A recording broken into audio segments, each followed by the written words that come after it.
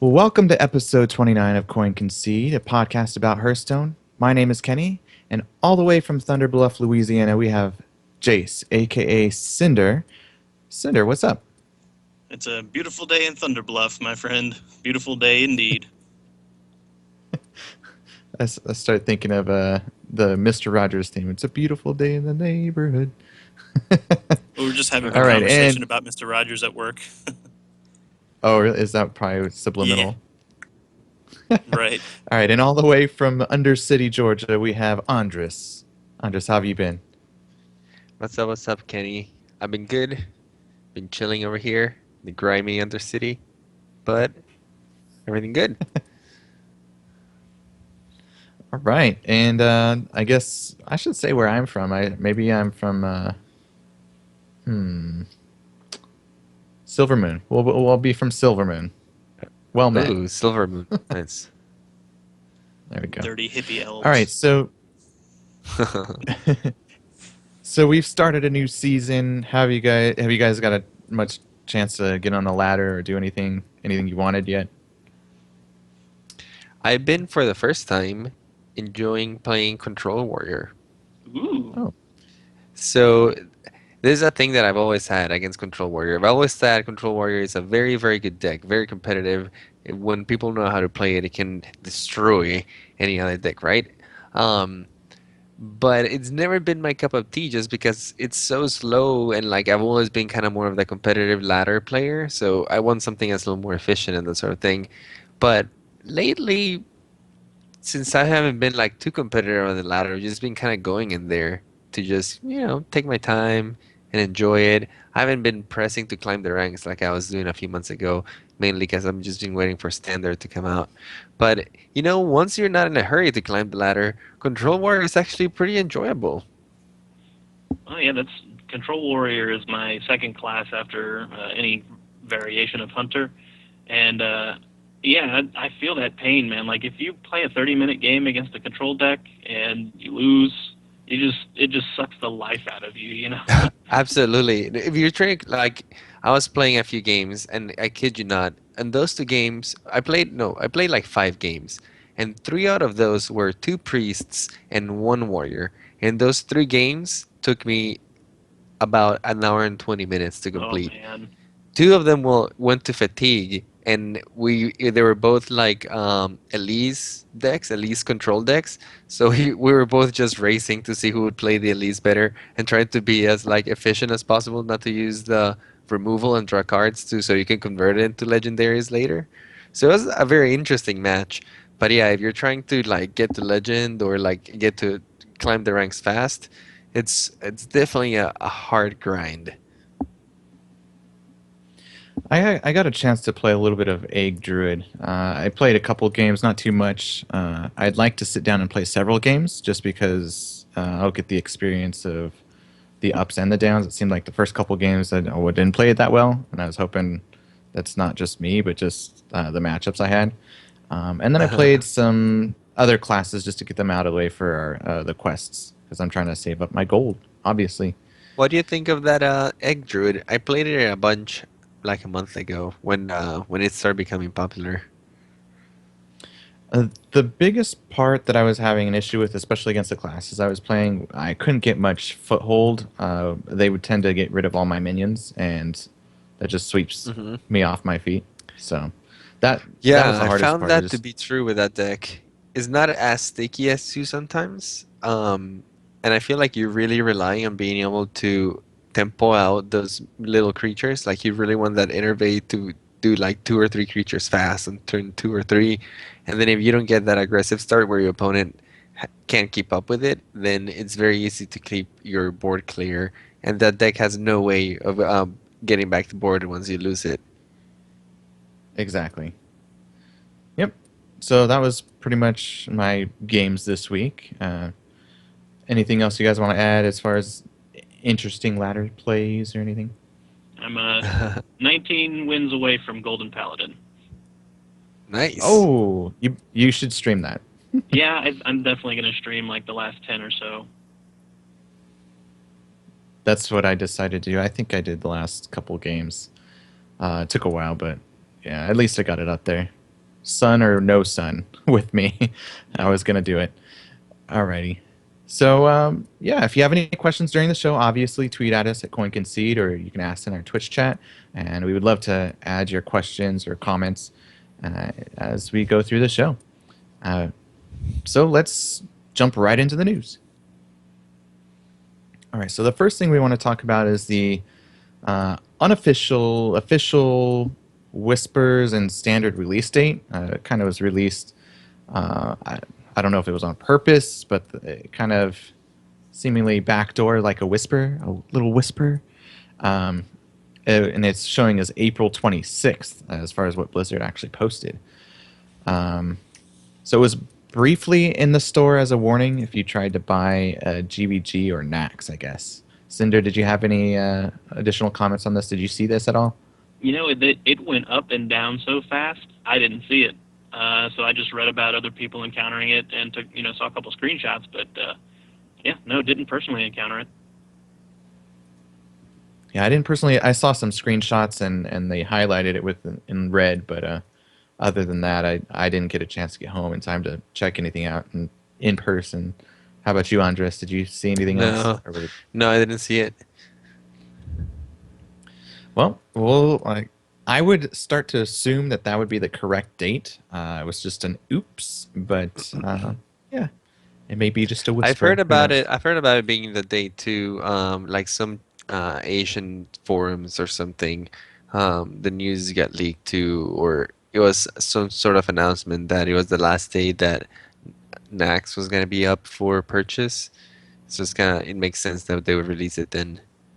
Yeah, and also like in the last few days of a season, because they want to splash it in the middle of a month. They want to give people just a couple of days to start deck Yeah. building and then have it live for that entire month of May. What I'm thinking is that the patch might hit with like all this stuff, and then like all the cards will get loaded into the client, and maybe the actual cards will come out on the first. Maybe who knows? Yeah, we'll see. Again, I'm just more and more excited the closer we get to it. So, Yeah, uh, absolutely. in other news, Amaz announced the Archon House Cup. Um, are you looking forward to the Cinder?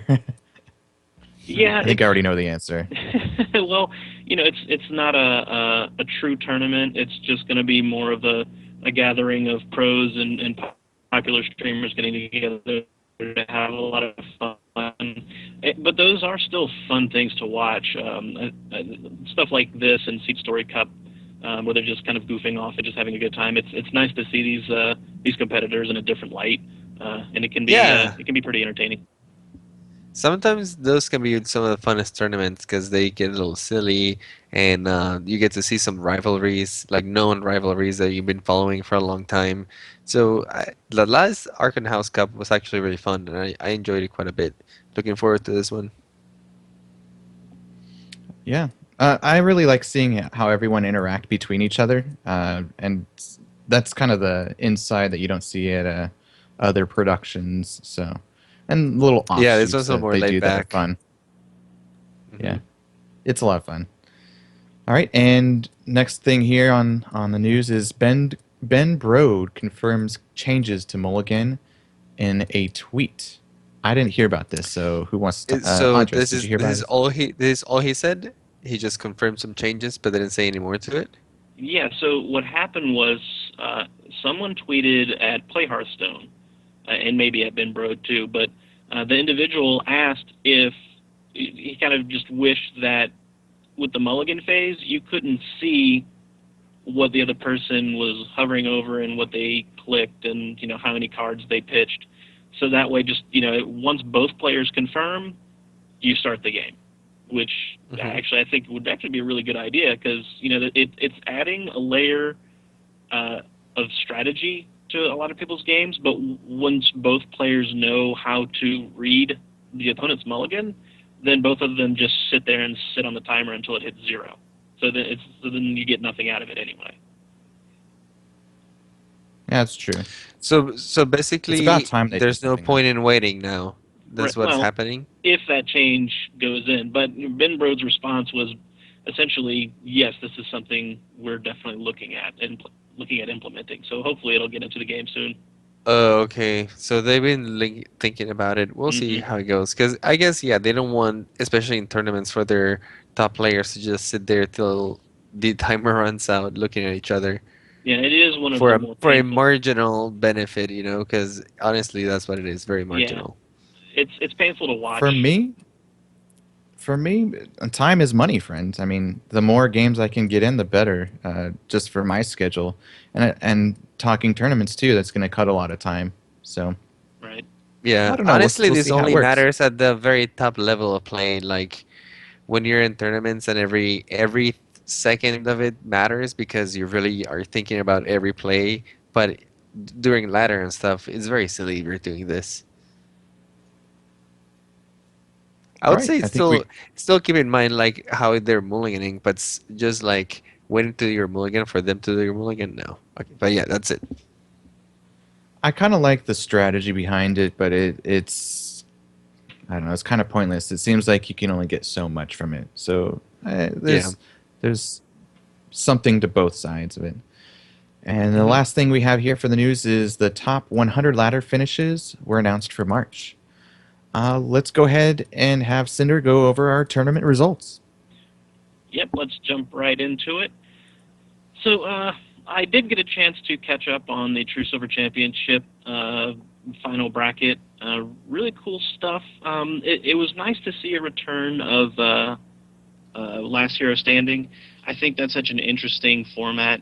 Like with Conquest, there's some pick strategies, but ultimately it's blind, right? With Last Hero Standing, if you lose a match, you know exactly which deck you're about to queue back into, so you can pick your next best deck that will queue into your opponent's deck and have the highest chance of winning. So you ended up seeing a lot more 3 and 2 series. You didn't see very many 3-0s. You didn't even really see that many 3-1s. So it's and it also allows for that experimentation.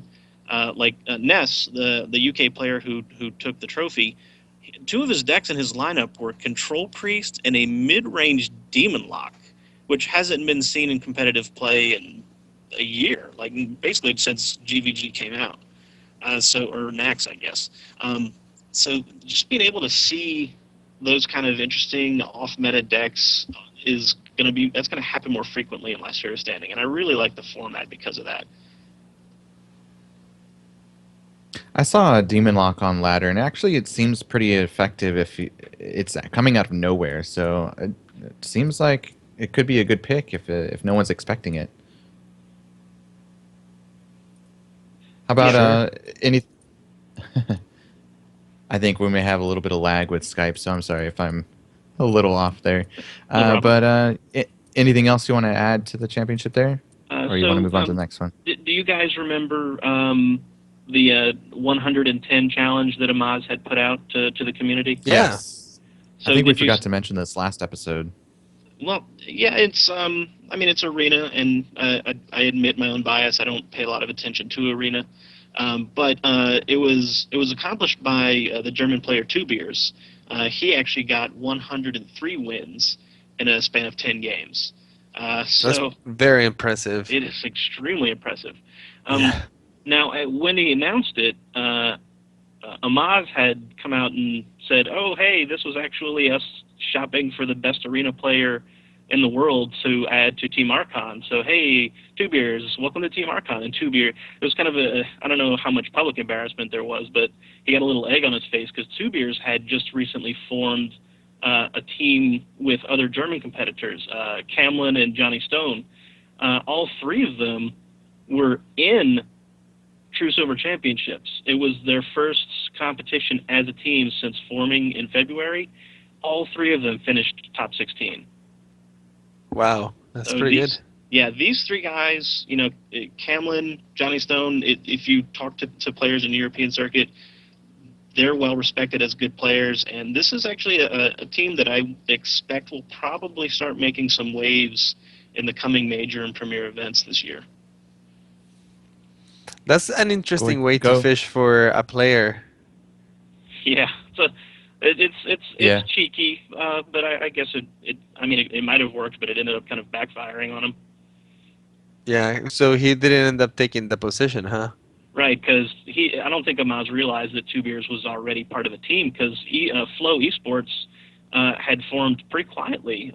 They didn't really come out, as a fully branded team until the True Silver Championship. So I think Amaz wasn't fully aware of the situation there.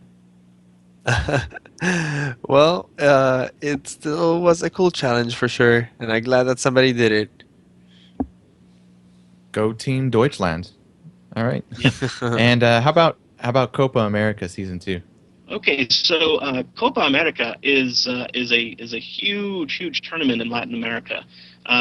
It's has something like over 800 players in a huge single elimination tournament bracket. And they have to break it up into like groups of 256 just to make it manageable. But it's totally open. I believe it counts as a major tournament, so it's there's a lot of money and there's HCT points on the table. But the interesting thing about this is that it's a LAN event. If you want to participate in this, you have to travel to one of the many sites where they hold this. A lot of them are in Brazil, some of them are in the surrounding countries. But this, since the first time it was run earlier, or it was late last year, I think, when they ran the first season, this has become one of, if not the most premier competitive events in Latin America. And the Latin American scene has yet to really come into its own, but this tournament has drawn a lot of people out of the woodworks and a lot of really good players who we see often in North American tournaments, whose names we see on the ladder reports. These guys are coming through these tournament brackets, and this tournament is starting to have some of these good players emerge into the international scene.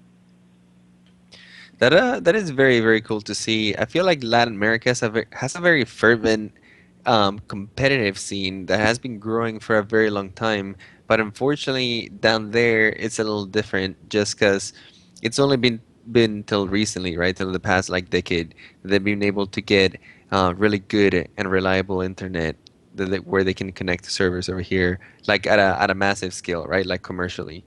Um, and same with like the equipments and that sort of thing. Like for the population down there, I feel like it's a little harder to get a hold of really good gaming computers and justify the expense of those things. For example, when I used to live down there, I moved from Colombia about like 7 years ago, but I remember that a lot of my friends down there were very into gaming, but the scene just wasn't there, especially like financially, right? There wasn't like the financial incentives that we have over here.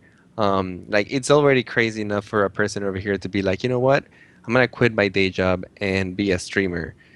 But down there, it's almost like unthinkable, right? Like you're gonna quit your day job and be a streamer? What the hell are you thinking, man? But it's really cool to see this sort of thing taking off down there, and I'm really excited to see what comes out of there because I know places like Brazil, like Colombia, Chile, Argentina, all of them have very big gaming scenes, and it's cool to see what players are coming come out of there. Sorry, that That's was why like, kind all of like a the long-winded rant. that's why all the big Colombian streamers come up to the US, right? Yeah, do it, man. Well, this there have been some notable names that have come out of season one. You might, if you've read any of the latter reports, you might recognize Kuglorin, Leo Main, Correa. These are quality tournament players that have made their mark in the Americas tournament scene. So season two promises to push out some more talent. In fact, the first out of four qualifiers just finished the weekend before last. It was actually going on at the same time as True Silver Championship and the AP Championship.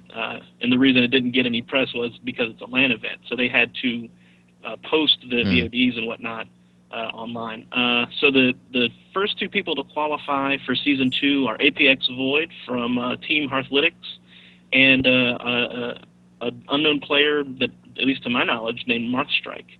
But I've seen a lot of these big names in the upcoming brackets. So as the qualifiers 2 through 4 finish, I expect more of these big names to come through and make their mark on the international tournament scene. Nice. So Cool. qualifier 2, Sorry, qualifier 2 is this weekend, 3 is next weekend, 4 is the weekend after, and then there'll be a big finals bracket after that. All right. And also, did you want to touch on the Gold Series too? I know that. A little bit. You know, there's the issue with the Chinese meta is really just a language barrier, and there is also a little bit of a political barrier there, because they have to have a third party come in and administrate everything. Blizzard actually can't do direct business in China for some reason. It's a weird situation that I know nothing about.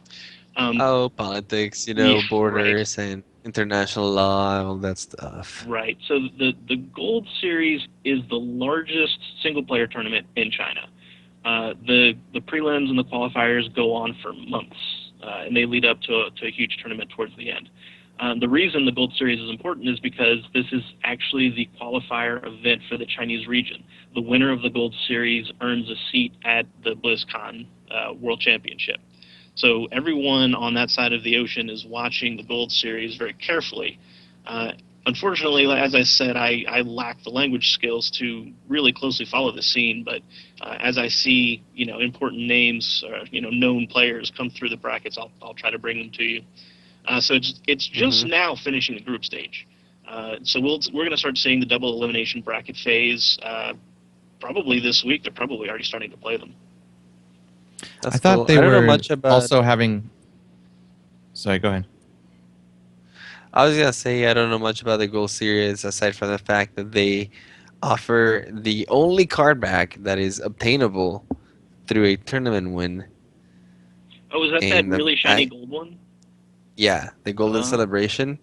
I yeah. think that you have to place at top 128 in the Gold Series or something like that to be able to get the card back. And you can only get it by playing on that sanctioned tournament on Asia. You have to literally go there and play. So there's Hmm. no way to like get it anywhere else. Which is I don't know. I don't know how they got away with that and how they got Blizzard to do an exclusive card back just for them. I guess they just wanted a huge incentive for the scene, but I'm very salty because that is the only card bag that I really cannot get.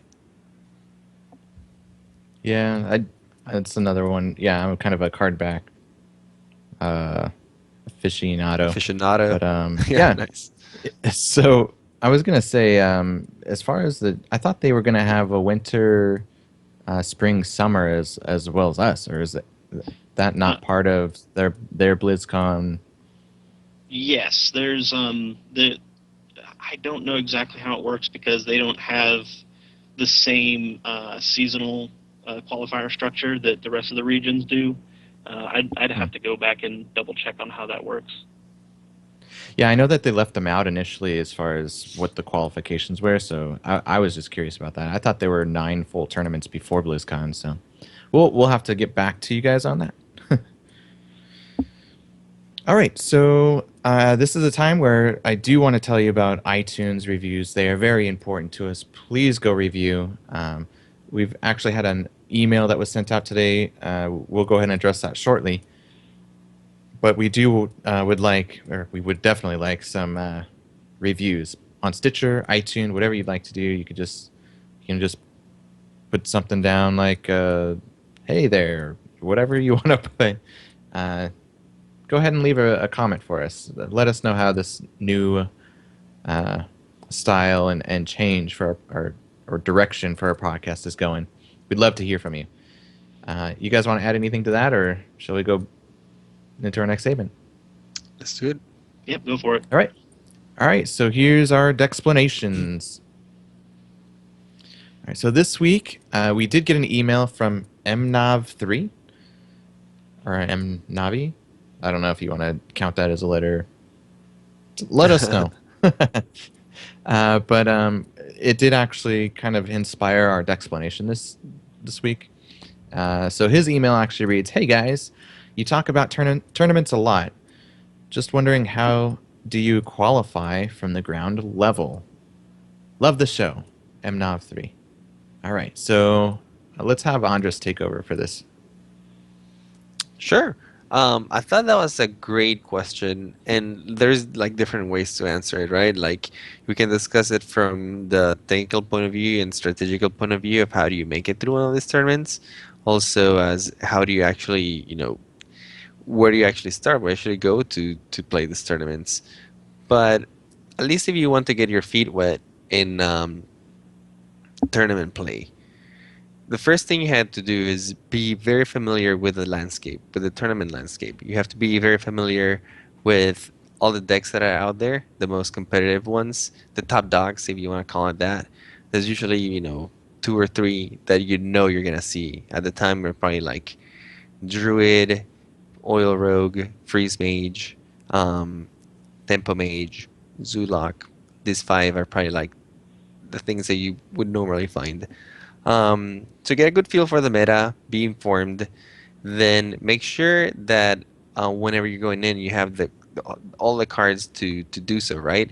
Don't go with half-built decks. If you're really serious about tournament play, you wanna have all of your decks ironed out with all the cards and maybe some space for some leeway, some tech cards. You wanna be able to have Harrison Jones or Big M Hunter on on call if you need him. You really don't want to shorthand your decks by not having the right tools to deal with the decks you're facing.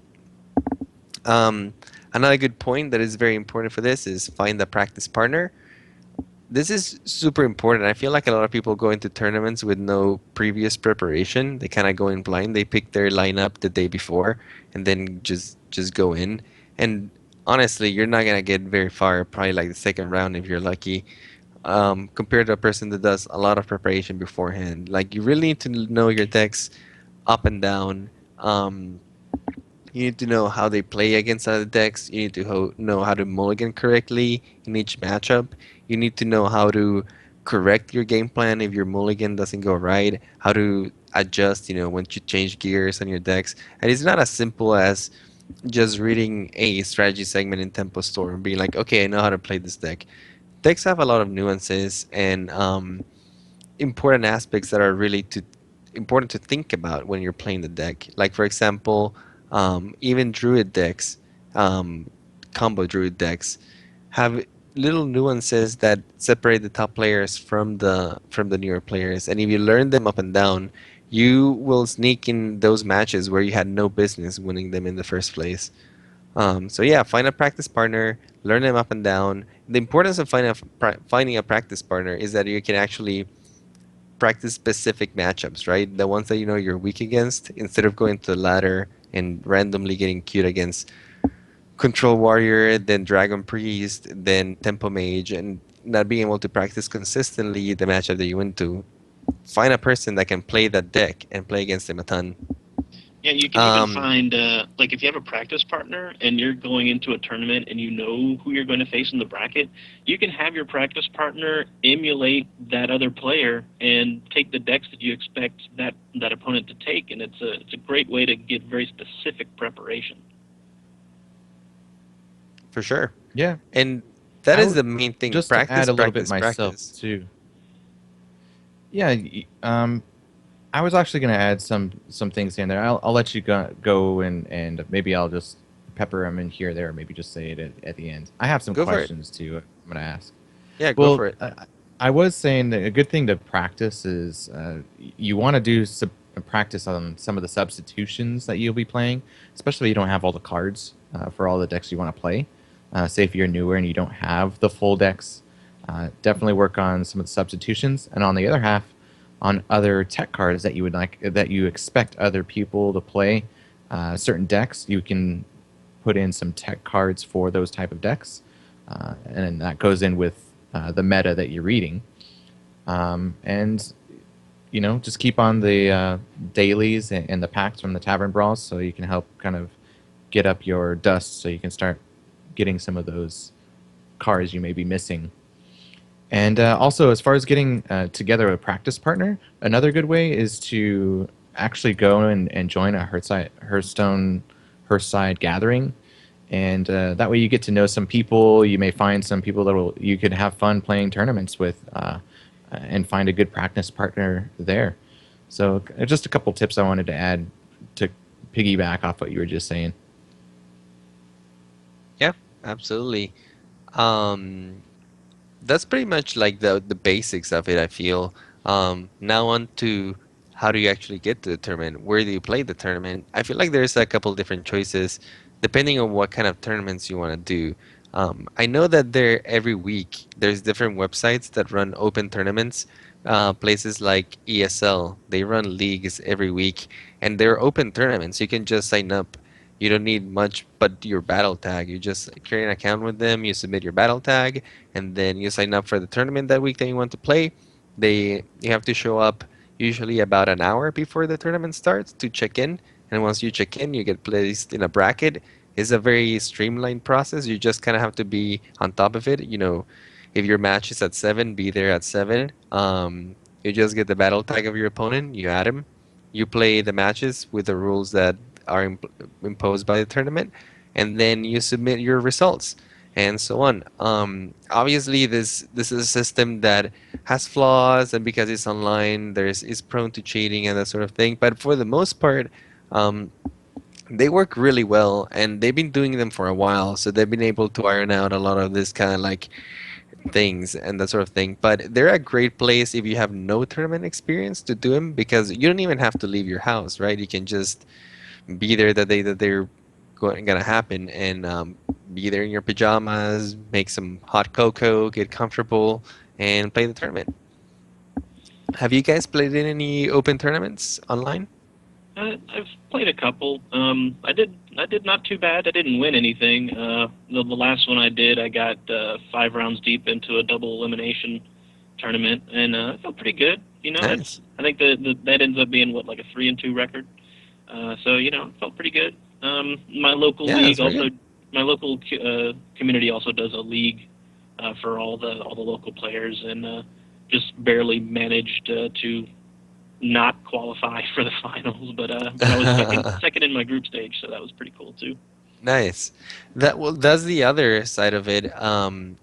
Depending on where you live, you might be able to find a place that hosts fireside gatherings, and if it's a big city, you may actually be able to find a place that hosts actually like big tournaments that can win you um, HCC points, the Tyrant Heroes, I think that they're called. Where I live here in Atlanta, we have this place. It's called Battle and Brew, and they hosted a Tyrant Hero about a month ago. I think maybe 2 months ago. I can't remember really well. Um, but yeah, if you played in the Tyrant Hero and you qualified, you were invited to the like internationally televised thing that Blizzard was doing, and then if you win that, you go on to play into the finals. So I thought that was really cool. So those are the other side of the coin, because those tournaments actually really matter if you're trying to get into the competitive scene. Those are the ones you want to be really looking out for. Real fireside gatherings and the Tyrant Heroes, because those can actually get you somewhere in the competitive scene at least. Yeah, you want to look for. I mean, there's a lot of just open tournaments, just cash tournaments out there. I mean, there's literally dozens running every week, every month. But if you want to do those, that's great experience. But if you want to start gaining HCT points, the Hearthstone Championship Tour points, you want to look specifically for anything called a cup, a major, or a premier. Well, and of course, premiers are run by Blizzard. So if Hmm. you're looking for HCT points, there's 2 easy ways to get them. Do a lot of cups and do ladder. Grind ladder, get to top 100 if you can.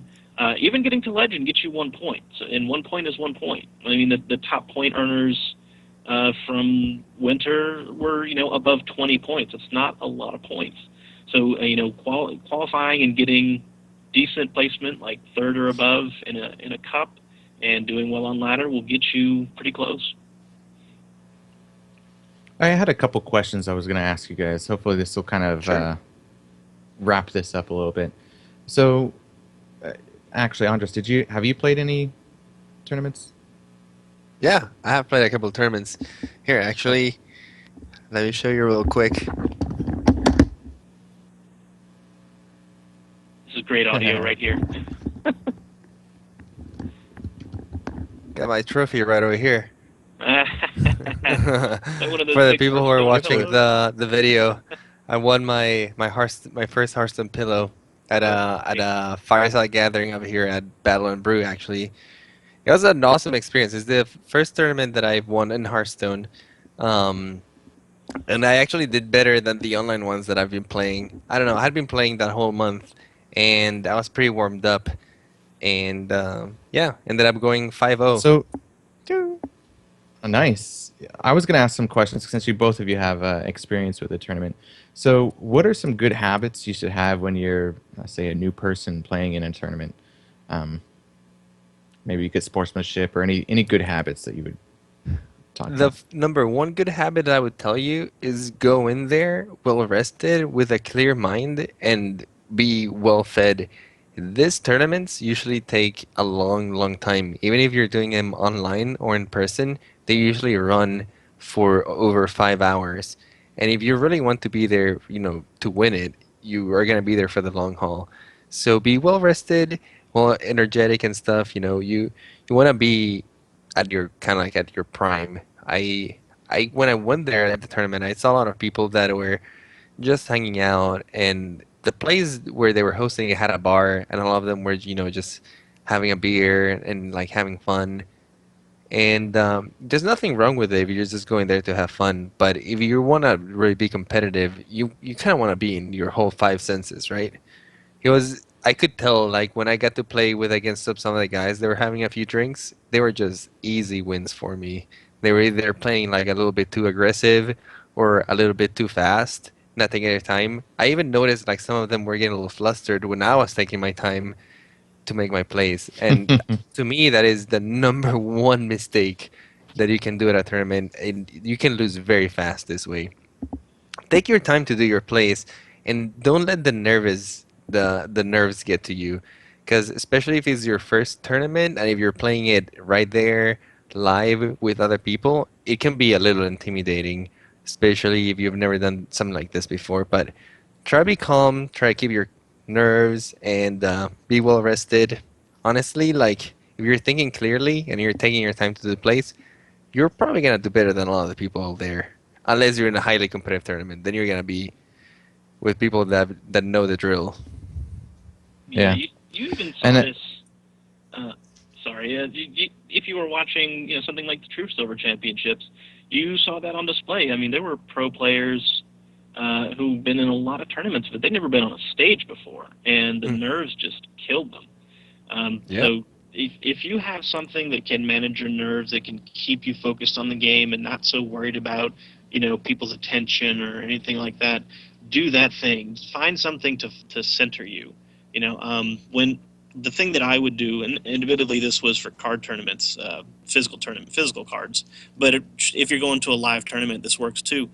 Just introduce yourself to your opponent. Say, "Hi, I'm such and such. I'm from here. How are you? Who are you? Who are you? Where are you from?"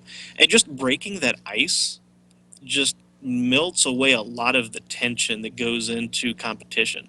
So that's something that I try to do, and I always try to get people to do the same thing. Just introduce yourself. Just break the ice. Just get a little more comfortable. Remember, this is a person. They are also nervous. So the one thing they would like is to feel a little bit welcome and maybe feel like an equal with you. So that for sure. And you, Andres, you talked about being well rested and being well fed. Drink water. Do not Yes. drink. Don't drink energy Dehydrated. drinks. Don't drink coffee, or at No. least don't drink them by themselves. Drink Yeah, yeah, yeah. water. I was about to say that. Like, I had a coffee when I was at the tournament, but I made sure that my belly was full and that, I didn't overdo it because the last thing you want to do is be jittery and, like, just being a little erratic with your plays. You don't want any of that. all right. And I'll go ahead and ask the last two is kind of a combined one since we're a little shorter on time. But we're extending this section a little bit longer than we should. So, are there any no-nos during play? And what should you keep an eye out for other players trying to cheat? So, what are some of the rules that help keep you That from? that That's a good question, and it can happen. I feel like depends on the kind of tournament that you're playing. Um, People might be prone to cheating, and it depends on how enforced it is. Like an example is a while ago, I went to this fireside gathering, and you were supposed to pick three classes and just three different decks, right, and play with them. But what a lot of people did was that they created like four versions of their warlock deck and two versions of their druid deck, and then three versions of their warrior deck. And then depending on what matchup that they would get, then they would pick a different version of that deck. And because there was no deck list submission or sort of the like, there was no way to really enforce this. And the players who were kind of like getting the hang of this would kind of just walk around and check out what everyone else was playing and kind of get a feel for the players that were winning. That way, when they got matched against each other, they knew, oh, that guy's playing Druid and Paladin, so I'm gonna pick this and this version of the decks that I'm playing. So it's an example of like the things that can happen in those sort of tournaments. Aside from that, Yeah, like I was just saying a couple sentences here. Cinder, you want to add anything else? The big don'ts, man, don't tilt. Just don't tilt, yeah, it can be unavoidable sometimes. A bad loss can get to you. Some of the worst tilts I've seen were people who were confident and then they got reverse swept, and it just took all the oxygen out of them. So go in with some managed expectations. Don't go in there thinking that you're the cock of the walk. You want to go in knowing that if it's a 16-man tournament, 15 people are going to wash out at some point. You know, try to do your best, try to do well, set some reasonable goals, and just expect to go in there and have a good time and nothing else. Just know that you're going to lose some yeah. games, and that's just part of the experience. Yeah, and now that you said that, never, ever, ever think that you won a match until you've dealt the last point of damage. Hmm. This happens so many times, especially in tournaments, that people get just confident and think that they've won, only to get reverse sweep, like you just said, or even worse, sometimes they just misclick and they lose the game because they did like a silly mistake and attacked the wrong thing. That actually happened recently on stream in the NA winter preliminaries. Admirable thought he had a game well secured. He put an Ancient of War down in uproot mode, the 10-5 version, thinking that he was just going to put a little flair on his finish, and it actually bit him in the butt, and he ended up losing that game and then getting reverse swept, and he tilted hard. There you go. Overconfidence can be your worst enemy. Hmm. All right, The only thing I that would should do it. also add to it would probably be just make sure you read the rules because there's going to have certain things in there that'll keep you from being claimed as a cheater. Like you don't want to be in your deck creation screen and be caught in that because they can take a screenshot of that or Oh uh, yeah, yeah you'll have people ask you for a screenshot once you're already in uh, a, a duel or I forget what you call it, brawl, whatever it is, where you're against them in a tournament. So just yeah. When you're in make the sure matchmaking you keep a lobby, keep a, or yeah, make sure you keep an eye on what you're doing at all times. So yeah, some um tournaments will ask yeah, you never to leave the matchmaking lobby or to take screenshots of your thing, so you keep that in mind. cool. I think we beat that one to death. Let's go ahead and move into the card analysis. Woo! All, all right. So I know who's excited. So we're going to start right off with a legendary. We have a 10 mana, 10/10 Yshiraj Rage Unbound. It's at the end of your turn, put a minion from your deck into the battlefield. Andres, I hear you're excited. What's exciting about this? I'm just excited about a lot of these new cards. Actually, this batch is really, really good. Um, Yajarj, is that how you say it? Something like that. I'm not going to claim to Yeah, know Yajarj. for sure. Shiraj. Charge. Anyway, he looks really cool. Artwork, much like a lot of the other cards in this set, is really, really cool. But as far as the legendary goes, I'm not sure if it's gonna be that effective. To me, it seems very similar to Varian, which before he came out, everyone was going nuts for him, right? Like, oh my God, Varian Rin is gonna be like the best legendary in the world. And then, they realized that turn 10 is it's a faraway turn from the start of the game, and that powerful effect at that late in the game can actually be kind of, countered or not that impactful at that late. Yeah, I think with Varian the issue was Control Warrior and the build that it used. It relied a lot on battle cries, from the Shield Maiden and some other things. So Yeah. it didn't want to have those cards placed. It wanted to have them played from hand to benefit from them actually being played from hand. So I think that's kind of what pushed Varian out of usefulness. That and he increased your fatigue count, which was Hmm. very, very dangerous. So I think Yashard is probably going to be kind of the same thing. You're going to have to, like all of the old gods, you have to build a deck around this. It's going to have to be a slow deck that can survive to turn 10 and can survive playing a turn 10 that just does nothing but fill up the board. Now, admittedly, 10-10 for 10 and whatever other body it throws on the board, that's pretty good value, but you have to live long enough to use it. Yeah. To be honest, I could see this maybe in like a druid style deck, like a very late game druid style deck where you never run out of threats and you control the game just by playing minions, pretty much how kind of like how you do nowadays. Um, just because it's neutral, then you're right. You're not bound to Warrior, which was a very specific deck that kind of was trying to take advantage of that card. So maybe other classes might be able to take advantage of it, especially if we can summon cards that have an effect at the end of the turn rather than at the beginning of your next turn or like a battle cry like the Warrior had. It could be even more useful, right? Like if this pulls out like a Thorozan, or if he pulls out, I don't know, any card that has an effect at the end of the turn, like the card that we're gonna talk about next. Yeah, you know what though? I'm not entirely sure that other end of turn cards would proc. It depends on how the stack is built by the game engine. The Oh, turn may you know end. what? You're right. Yeah, it may end before they get to use their ability. Hmm. Very good points. You guys opened my eyes up a little bit more on this. I'll save my thoughts just for the sake of time.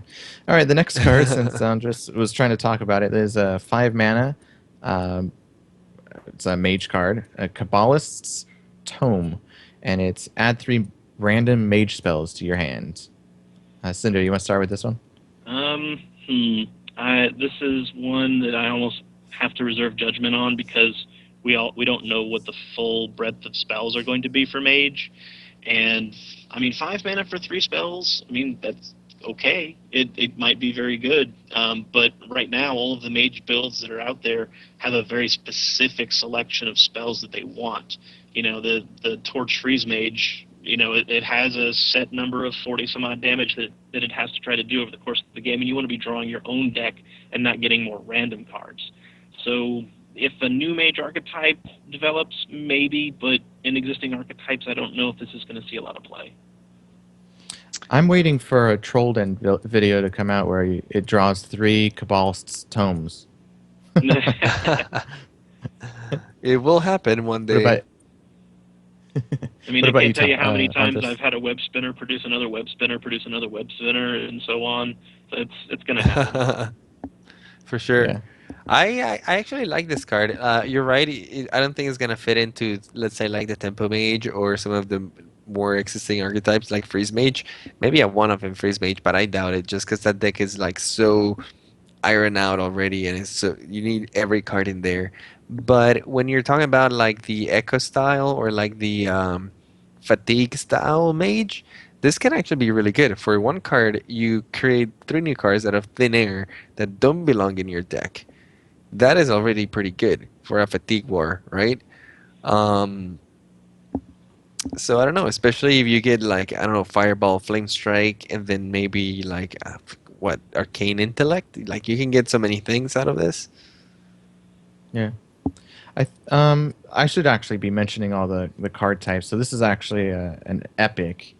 So that I don't know if that would matter for those that may not have much dust, or uh, you know, we should start Yeah, mentioning that, or or even even in like a Reno arena. Mage, I could see that. In Yeah, Arena, I think this would be Reno a pretty decent Mage. card actually. Yeah, I can see that for sure. All right, let's move on to the next one here. It's a 6 mana 4/6 Ancient Harbinger. It's also an epic card. At the start of your turn, put a 10 cost minion from your deck into your hand.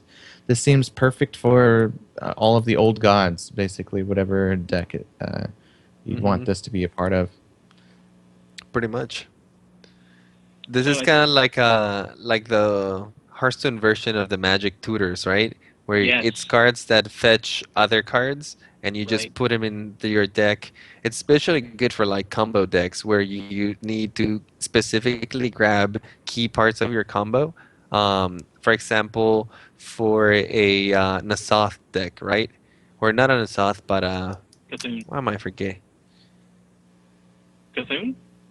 Yeah, Cthulhu. Yeah. Like you're trying to find the Cthulhu, this guy gives you two more chances of putting that Cthulhu in your hand, especially if it's the only card that costs 10 in your deck, right? Right. Yeah. So, yeah, it's kind of like a combo assembler to me. The Yeah, stats are that's pretty It'll the be. stats are pretty weak. they're not Sorry, go ahead, bad. Cinder. That's okay. I mean, 6 health is. I mean, the only thing that gets removed by in a single swipe is a fireball, or another 6 drop or a 7 drop. I Mm-hmm. mean, 4 health isn't threatening a lot, but the purpose of the card is, like you said, it's a tutor effect. It's going to call up a specific card. If you only Mm-hmm. if you only run one 10 cost minion, which you probably should, if this guy survives or if this girl survives, she will fetch you that card. One of these days, I'm gonna do an explanation or an article about geometric distribution, which is the mathematical formula you use to figure out what the chances are of drawing a specific card or cards over a specific number of draws. And tutor effects in card games, other card games, are really important because it gives you extra chances to draw the card you're trying to find. So Pretty if you much. have, yeah, if you have Cthulhu in your deck and you have 2 Ancient Harbingers, you almost have 3 chances to draw Cthulhu instead of one. So this kind of card can be super important for builds that are trying to finish the game in a specific way. Mm-hmm. Especially if you can put it down. Well, maybe I'll reference this later after looking at another card. But yeah, keep that in mind. Let's go ahead and move on to the next one, which is a 1 mana, 1/3 Murloc card. It's another epic. It's Vilefin Inquisitor. Battle cry, your hero power becomes summon a 1/1 Murloc. And you'll never guess which class this is for. So, Andres, what do you think of this as a paladin card? It's interesting. It's very interesting that Paladin gets another Murloc card that anti-synergizes with their other Murloc card, right? Um, because if you play this guy, you definitely do not want to play anything can happen. Because then you run the chance of just summoning a bunch of 1/1 Murlocs, right?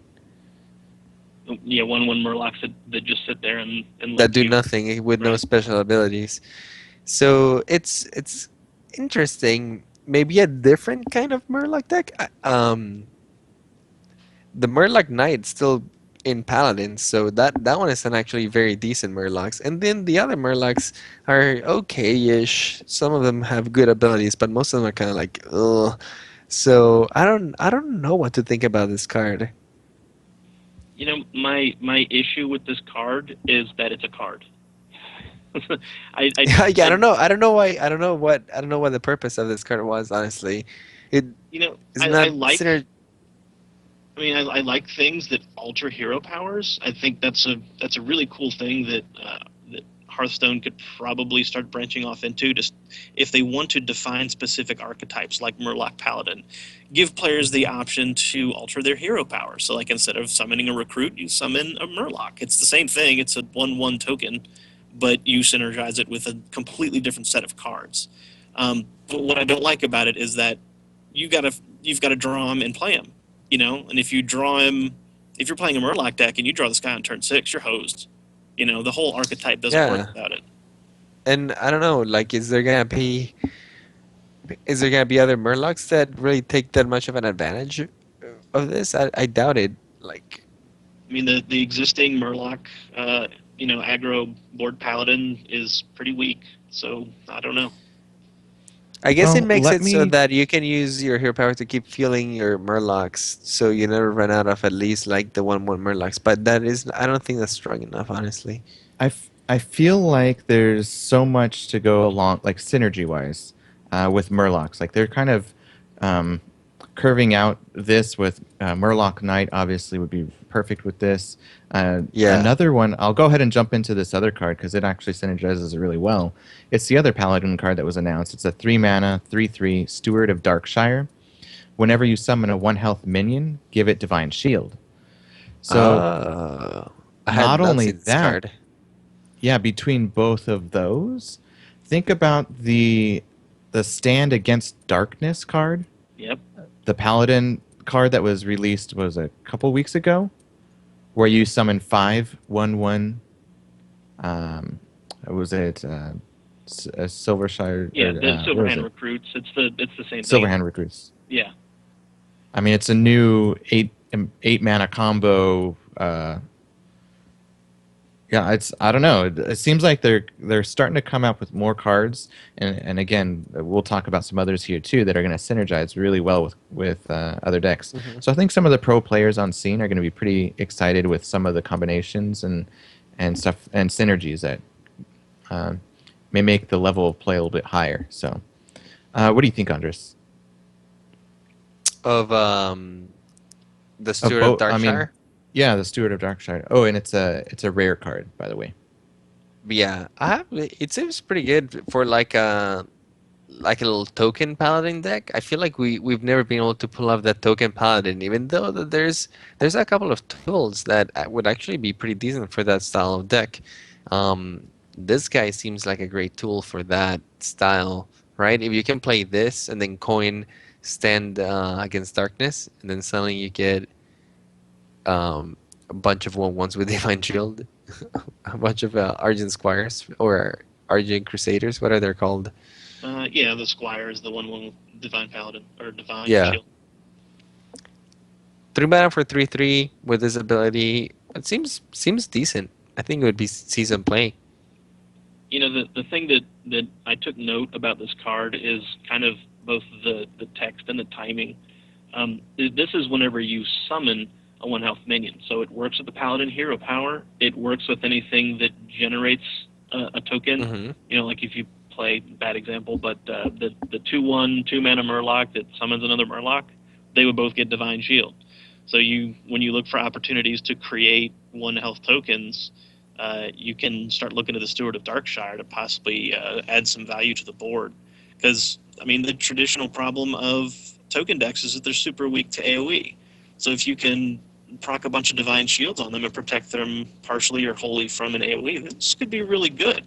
Right. And I also noticed that this is something that you have to put on the board and keep it in place, you know, until you can generate those other 1 health minions. Like the Quartermaster, you would generally play after you have a bunch of Silverhand recruits on the board, right? So you had that 1 turn of vulnerability. This is the opposite. You play the Steward first and try to keep that on board and then play into some other things. Or if it's later in the game, you can, you know, play this along with like Stand Against Darkness and get, you know, a lot of value immediately. I can even think of like him going in with Hobgoblin, right? In the 3 slot, you have all these Yeah. guys that boost your 1/1s, and that's kind of like the top end of your mana curve. Um, Hobgoblin is actually not going to be a part of it. Standard, I think. oh, you're right. It's GVG, right? So Yes. yeah.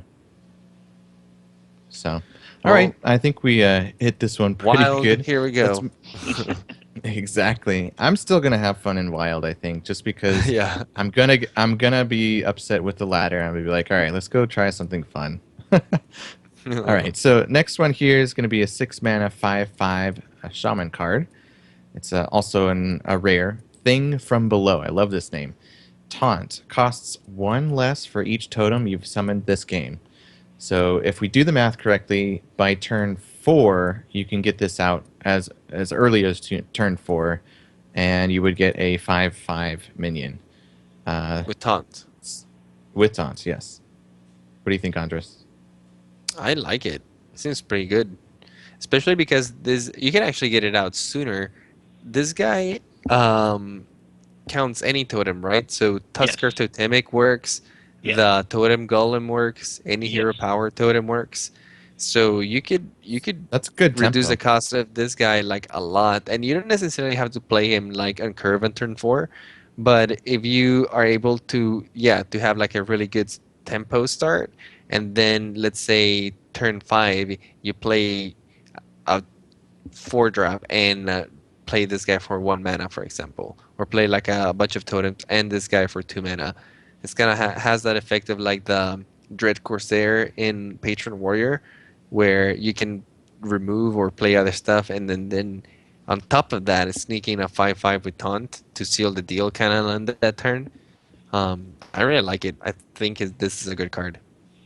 Yeah, I have to agree. The 5/5 for taunt, that by itself is strong. I mean, even if I played that on 5, I wouldn't be sad. It may Yeah, not exactly. it may not often come out on 4 just because all of the early game totems, aside from the hero power right now, are overload cards. So you might have an awkward time trying to get it in on 4. But, as you said, as the game goes on and as you've played more and more totems, this guy can come down for very, very cheap. And that kind of tempo swing can, that's the kind of thing you're looking for if you're behind. Yeah, it's You a know? it's a power play. It's like a power play guy. That's how I feel this card. I'm optimistic to play Shaman. Hopefully, this will be something good as for the Shaman is Shaman. looking good, honestly. Yeah, it is. All right, let's go into the other Shaman card, the 4 mana 4/5 rare card. It's Master of Evolution. Battle Cry, transform a friendly minion into a random one that costs 1 more. Cinder, what do you think? Ooh, this is a good card. 4 mana 4/5 attack. That's a Yeti, right? So you look at this. If you don't get the battle cry, you get a 4 mana 4/5, which is, you're not sad about that. That's good value. Yeah. But the battle cry, if you get anything, literally anything with this battle cry, you're getting potentially a good amount of value out of it. I mean, it'll turn a totem into a 2-drop. It can push a 3 into a 4, which is a huge break on value. Wait, you should turn a totem into a 3-drop, right? No, they count their cost it at 1 once they hit the board. Oh, you're Well, right. not Because only if they get returned to your hand, they cost 1. You're right. Yes.